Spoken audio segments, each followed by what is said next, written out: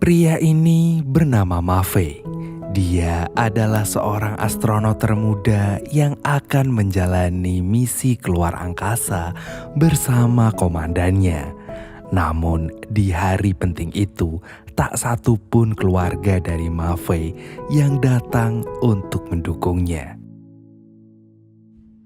30 tahun yang lalu, terlihat Mafe dan teman-temannya sedang melakukan penyambutan acara Asian Games.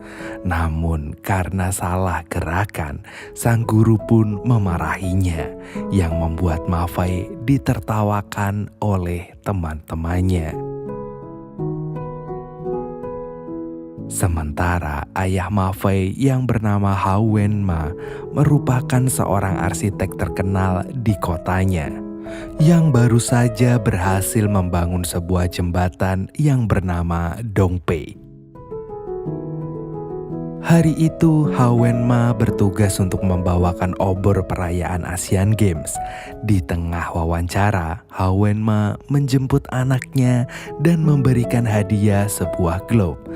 Di sana sang ayah memberikan pesan, jika Mafe besar nanti, dia harus melakukan apapun yang ia sukai. Seperti ayahnya yang berhasil membangun jembatan Dongpe. Namun sesaat setelah itu, tiba-tiba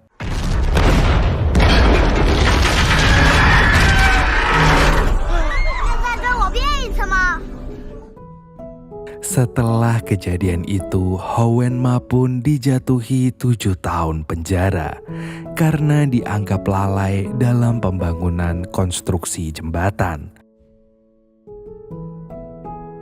Hingga 1 tahun kemudian, sang istri yang sudah putus asa meminta Hawenma untuk menandatangani surat cerai yang ia bawa. Tanpa melakukan pembelaan, Hawen pun menandatangani surat tersebut. Sebelum berpisah dengan sang anak, Hawenma pun memberikan sebuah pesan yang mengatakan, selama kau terus berusaha dan berpikir keras, maka kau akan mencapai kesuksesanmu.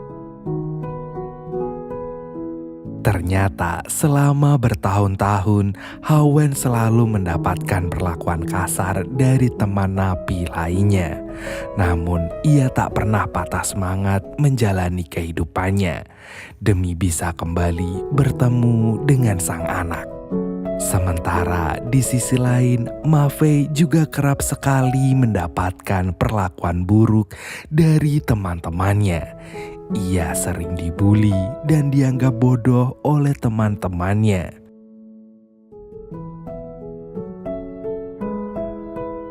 Dan malam harinya, ibunya mengenalkan Mafe dengan seorang pengusaha kaya yang bernama Tuan Meng, yang sebentar lagi akan menjadi ayahnya. Tuan Meng berencana akan membawa mereka berdua pindah ke tempat yang lebih layak dan menyekolahkan Mafe di sekolah elit. Singkat cerita, 7 tahun sudah berlalu. Kini Hawen sudah terbebas dari hukumannya. Namun sayang, semua warga kotanya tak menerima kehadiran Hawen. Hingga akhirnya ia pun pergi ke rumah mantan istrinya untuk bertemu dengan Mafe. Tapi bukannya melihat Mafe, Hawen malah dikejutkan dengan suami baru istrinya itu. Ditambah lagi ia harus mendengar kabar bahwa kepala sekolah akan segera mengeluarkan Mafe karena dia dianggap sangat bodoh dalam mengikuti pelajaran. Hingga akhirnya mereka bertiga pun segera menuju sekolah. Di sana untuk pertama kalinya, Mafe kembali bertemu dengan ayahnya. Namun bukannya senang, Mafe malah terlihat kesal kepada ayahnya. Meskipun Hawen dan mantan istrinya memohon kepada kepala sekolah untuk tidak mengeluarkan Mafei, kepala sekolah tetap bersikukuh mengeluarkannya. Karena sang kepala sekolah nggak mau mencoreng nama baik sekolahnya hanya karena satu murid yang sangat-sangat bodoh. Apalagi setelah kepala sekolah mengetahui jika Mafei adalah anak dari arsitek jembatan Dongpe yang viral 7 tahun lalu. Sebelum pulang, Hawen kembali memohon kepada kepala sekolah. Bahkan ia berjanji akan membuat anaknya menjadi murid terbaik, setidaknya 10 besar dari satu angkatan. Asalkan sang kepala sekolah tidak mengeluarkan Mafei dari sekolahnya. Mendengar itu dengan entengnya sang kepala sekolah pun menyetujui ide yang baginya sangat mustahil itu. Di perjalanan pulang, Mafei terlihat sangat murung dan kesal kepada ayahnya yang tiba-tiba saja datang bak pahlawan. Setelah selama 7 tahun meninggalkannya hingga akhirnya. 阿飞，小心！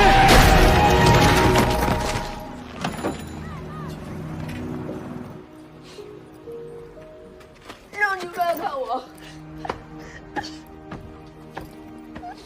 让你不来看我。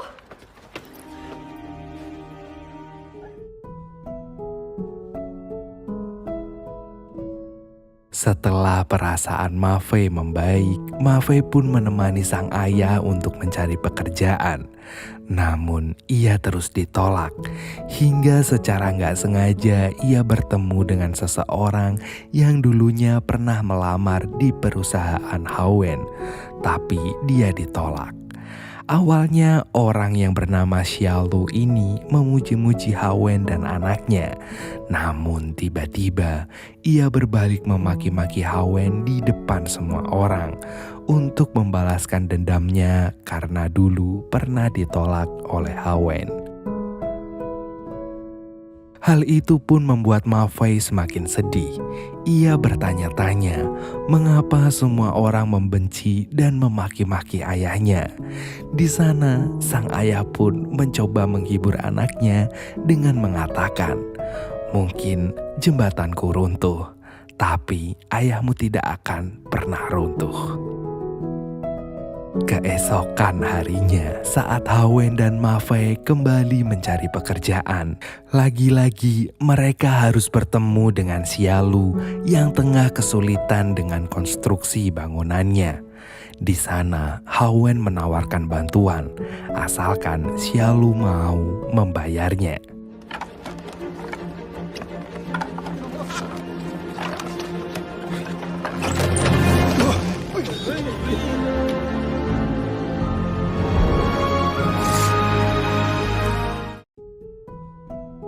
Setelah melihat kemampuan Hawen, Xiaolu pun berniat untuk mengajak Hawen bekerja sama, menyelesaikan konstruksinya. Ia juga meminta maaf atas sikapnya yang tempo hari lalu. Setelah itu, Hawen meminta tolong pada teman lamanya yang bernama Dato, agar ia dan anaknya bisa diam-diam tinggal di apartemen lamanya. Namun, semua itu nggak gratis. Hawen harus membuatkan blueprint beberapa konstruksi dari proyeknya. Sebelum tidur, Mafei mengungkapkan kekhawatirannya jika ia tak mungkin sanggup menduduki peringkat 10. Ditambah lagi, ibunya yang selalu menuntut Mafei untuk masuk ke universitas elit pilihannya. Dan mendengar itu, sang ayah pun menasehati anaknya. 生就像射箭，梦想就像箭靶子。如果连箭靶子也找不到的话，你每天拉弓有什么意义？ Mungkin maksudnya Mafei harus mempunyai tujuan hidup, melakukan apa yang ingin dia lakukan dalam hidupnya. Kira-kira kurang lebih Mimin seperti itu nangkepnya. Semoga aja kalian paham. Semenjak itu, tanpa disadari, Mafei menjadi semakin semangat belajar. 爸爸说，真正的学习知识都那么新鲜有趣。儿子上的是东配市最好的补习班。 Semakin hari, tabungan Hawen semakin menipis. Sementara ia masih tak mempunyai pekerjaan tetap. Jadi mau gak mau, Hawen pun terpaksa menjual jam tangan, bahkan mendonorkan darahnya untuk mendapatkan uang. Kadang ia juga melakukan pekerjaan serabutan jika ada yang membutuhkannya. Suatu hari, Guru Gao menemui Hawen dan mengingatkan bahwa sebentar lagi ujian sekolah akan dilaksanakan. Ia khawatir jika Ma Fei akan dikeluarkan dari sekolah kalau setiap harinya ia hanya main-main saja.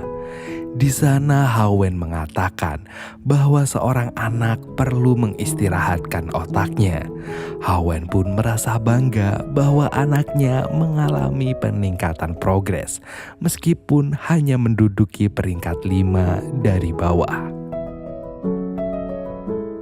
Keesokan harinya saat ayahnya mengantar sekolah, mendadak sang ayah berhenti di sebuah taman. Di sana, sang ayah meminta Ma Fei untuk menikmati pemandangan agar ia bisa menulis tugas puisi yang hari ini diberikan oleh gurunya. Namun tiba-tiba Ma Fei bertemu dengan sekelompok temannya yang dulu kerap sekali membulinya. Sang ayah yang melihatnya langsung menyuruh Ma Fei berlari ke sekolah tanpa menghadap ke belakang.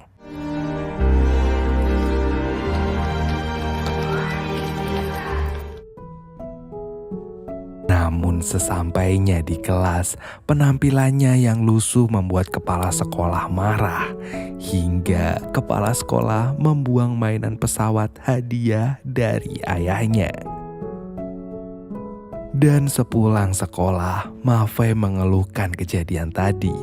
Ma Fei juga berkata bahwa ia sudah sangat capek dengan semua masalah hidupnya. Ditambah lagi saat melihat wajah ayahnya yang babak belur, Ma Fei pun memutuskan untuk berhenti belajar. Dan di tengah perbincangan itu, mendadak tetangga apartemennya datang dan memaki-maki mereka. Hingga untuk pertama kalinya, Ma Fei melihat ayahnya yang begitu marah. Keesokan harinya, saat ayah baru saja bangun, ia melihat tulisan Ma Fei yang berbunyi, "Aku akan menjadi sepertimu. Aku tidak akan mundur." Membaca tulisan itu, sang ayah pun hanya bisa menyembunyikan tangisnya.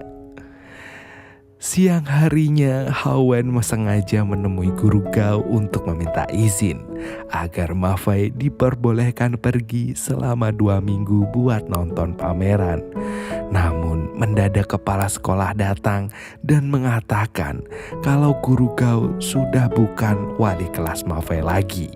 Jadi semua keputusan ada di tangan kepala sekolah, yang artinya sebelum ujian dimulai, semua murid harus belajar di asrama sekolah. Namun rupanya pernyataan kepala sekolah tak dihiraukan oleh Ma Fei dan ayahnya. 马飞去哪儿了？爸爸带我去过很多过去只在电视，那是我遇不到的东西。在附近的一座野山上。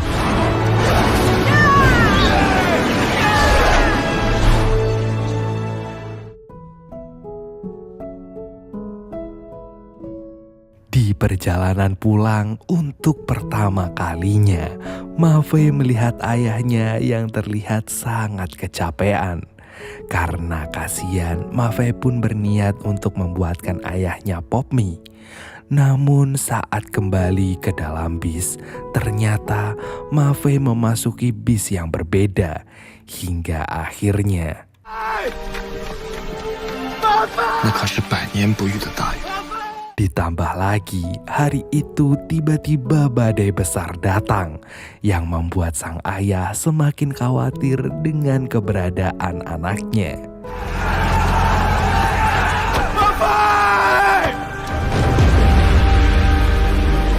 跑着跑着，有人吗？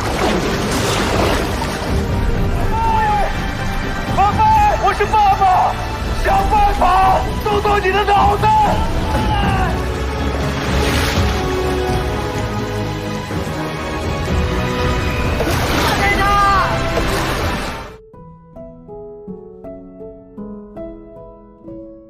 Beberapa hari kemudian, hari ujian pun tiba. Mafe sangat percaya diri dengan hasil ujiannya karena ia merasa bahwa ia bisa menjawab semua soal-soal dari ujian tersebut. Namun, Mafe harus menelan kekecewaan saat melihat namanya yang berada di urutan 65. Tak lama, kepala sekolah pun datang dan mengingatkan Hawen untuk menepati janjinya. Jadi, mau gak mau, Mafe pun harus segera pergi dari sekolah tersebut. Namun di tengah perjalanan, Guru Gao memberitahu bahwa hasil ujian Mafe sebenarnya bisa mendapatkan nilai sempurna jika saja sang kepala sekolah tak memberikan nilai 0 pada soal esainya. Merasa tak adil, akhirnya Hawen pun meminta izin agar anaknya bisa membacakan jawaban esainya di depan semua guru. Rupanya soal esai itu merupakan perintah untuk membuat cerita dengan tema yang sudah ditentukan. Di sana, Mafe membuat sebuah cerita tentang pengorbanan sang ayah yang mati-matian merawatnya. Ia juga menceritakan tentang cita-citanya yang ingin menjadi seorang astronot. Yang menurut kepala sekolah, ceritanya keluar dari tema. Namun setelah mendengar cerita Mafe yang cukup mengharukan, semua guru pun setuju untuk melakukan penilaian ulang. Yang akhirnya esai Mafe mendapatkan nilai bagus, hingga membuat ia menjadi siswa terbaik tahun itu. Sang guru menasehati kepala sekolah agar ia mendukung murid yang mempunyai kelebihan menarik seperti Mafe. Beberapa tahun kemudian, Mafe yang masih menetap di sekolah tersebut kini sudah menginjak dewasa. Suatu hari, kepala sekolah melarang Mafe untuk daftar di sekolah penerbangan. Ia ingin Mafe bisa membantu kepala sekolah untuk mengurus sekolahnya. Bahkan kepala sekolah sudah menyiapkan foto Mafe yang akan dipajang di ruangannya. Namun Mafe menolaknya karena ia selalu ingat nasihat ayahnya untuk melakukan semua hal yang ia sukai. Hingga suatu hari, Mafe pun keterima di sekolah penerbangan dan melanjutkan ke pendidikan astronot sesuai cita-citanya. Sementara sang ayah telah menikah dengan Guru Gao. Suatu hari saat Hawen makan di sebuah kedai, ia tak sengaja mendengar pembicaraan masalah jembatan Dongpe. Ternyata dalang dari robohnya jembatan Dongpe adalah Datao, orang kepercayaan Hawen. Dan saking marahnya, ayah Mafe pun langsung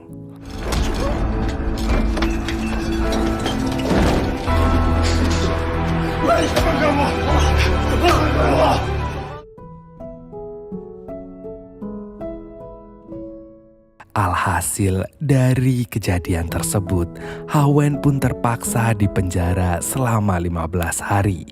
Berita tentang Hawen sudah menyebar kemana-mana hingga membuat karir Mafe sebagai astronot semakin terancam.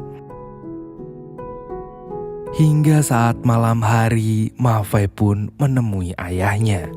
Saat ayahnya dengan ceria menceritakan kasus jembatan Dongpe yang akan segera tercerahkan, Mafe malah meminta ayahnya untuk melupakannya. Mendengar hal itu, sang ayah pun kecewa dan berjanji bahwa ia tak akan menghalangi karir Mafe. Itulah alasan sang ayah tak hadir dalam konferensi pers saat Ma Fei akan terbang keluar angkasa. Tak lama kemudian, akhirnya mereka berdua menuju pesawat antariksa yang akan segera lepas landas menuju luar angkasa. Dan setelah menempuh perjalanan yang cukup panjang, akhirnya mereka berhasil mendarat dengan selamat. Namun beberapa saat kemudian, mereka kehilangan sinyal setelah pesawat mereka terbentur batu meteor. Selama berhari-hari mereka berdua terdampar di luar angkasa tanpa kejelasan. Ma Fei mempunyai rencana untuk memperbaiki antena pesawat yang telah rusak. Namun komandan menolaknya karena bisa membahayakan nyawanya. Hingga suatu hari, ia menemukan sebuah pesan yang dulu pernah ia tulis untuk ayahnya yang berbunyi, "Aku akan menjadi sepertimu, aku tidak akan pernah mundur." Ma Fei pun memberanikan diri membenarkan antena pesawat meskipun persentase keberhasilannya sangat sedikit. 中继天线的故障原因是底座插片脱落。我现在已经在进行。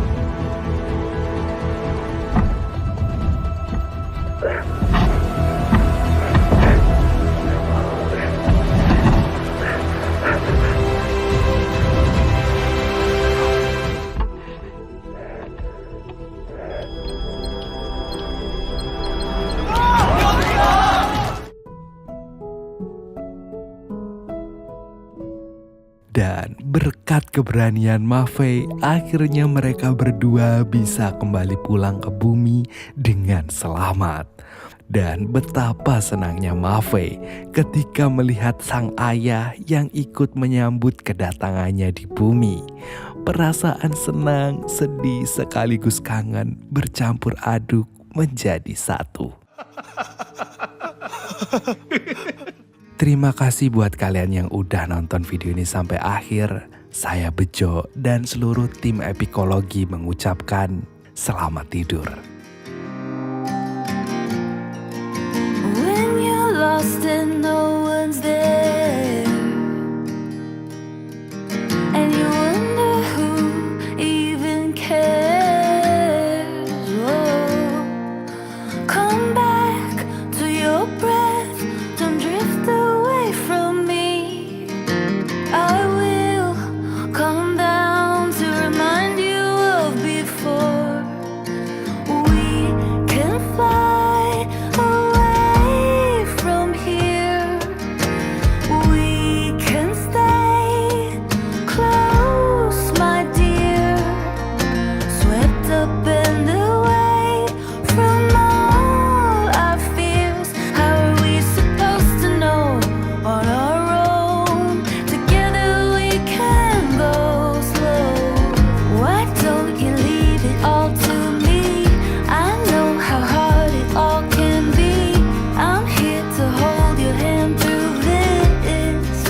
Whoa, I'll be beside you all alone. My love for you is so strong. We're right where we belong.